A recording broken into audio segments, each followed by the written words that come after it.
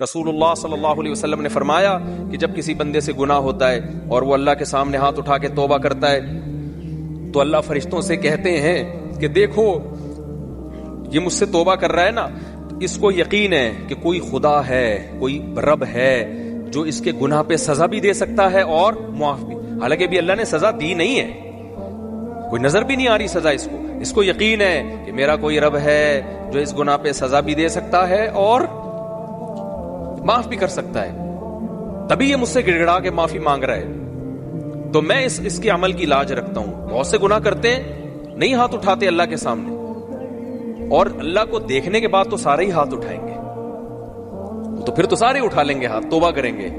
اللہ کہہ رہے دیکھا نہیں ہے اس نے، میری آیات پر ایمان لایا ہے، میری نشانیاں دیکھ کر، میرے پیغمبروں کی دعوت پر لبیک کہا ہے، تو اس عمل کی لاج رکھ کے میں اس کی توبہ کو قبول کروں گا. حدیث میں آتا ہے پھر وہ دوبارہ گناہ کرتا ہے، پھر دوبارہ اللہ کے سامنے آ کے معافی مانگتا ہے.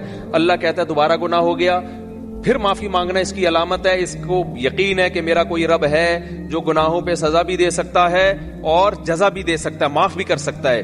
تو پھر یہ معافی مانگ رہا ہے. نبی صلی اللہ علیہ وسلم کی حدیث کا مفہوم ہے 70 دفعہ بھی کوئی گناہ کر کے 70 دفعہ توبہ کرے گا تو اللہ اس کے اس جذبے کی لاج رکھ کر اس کے گناہ کو معاف کرے گا. اس کا مطلب یہ نہیں کہ آپ 70 دفعہ گناہ کریں، مقصد ایک سمجھانا ہے کہ توبہ میں تاخیر نہ کریں. تو اللہ معاف کیوں کر رہا ہے؟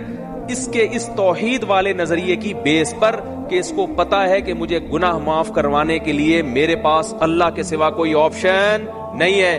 تو توحید اللہ کو بہت پسند ہے، شرک سے اللہ کو بہت زیادہ نفرت.